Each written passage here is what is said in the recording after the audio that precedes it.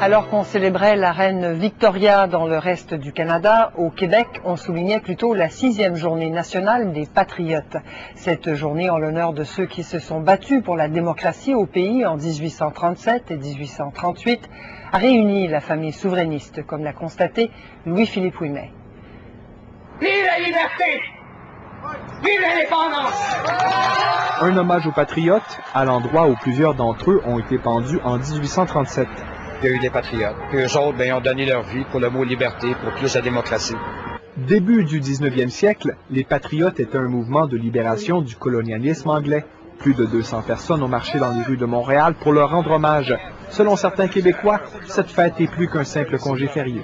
Moi, je travaille aujourd'hui, je travaille pour l'histoire, je travaille pour que la commémoration succède les années. C'est important de se rappeler d'où ce qu'on vient et pourquoi on est où on est rendu. Autrefois au Québec, on célébrait la fête de la reine Victoria comme on le fait toujours dans le reste du Canada. Mais depuis 5 ans, le 3e lundi du mois de mai est un congé férié dédié aux patriotes. Dans le clan souverainiste, la fête des patriotes a été soulignée lors d'un souper.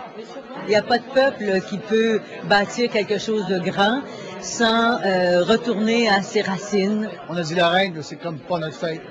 De l'art, c'était un peu mythique. Les patriotes, c'est très réel. Le poète Gilles Vigneault aimerait bien qu'un jour la fête des patriotes devienne aussi importante que la fête nationale du 24 juin.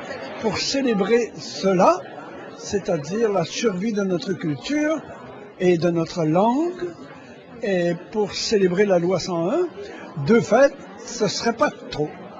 Mais la fête des patriotes, ça ne veut pas dire grand-chose dans certains quartiers de Montréal. What are you celebrating today? Oh, it's Victoria Day. And the beginning of summer, I hope.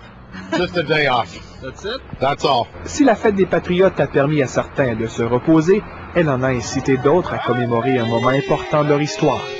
Louis-Philippe Ouimet, Radio-Canada, Montréal.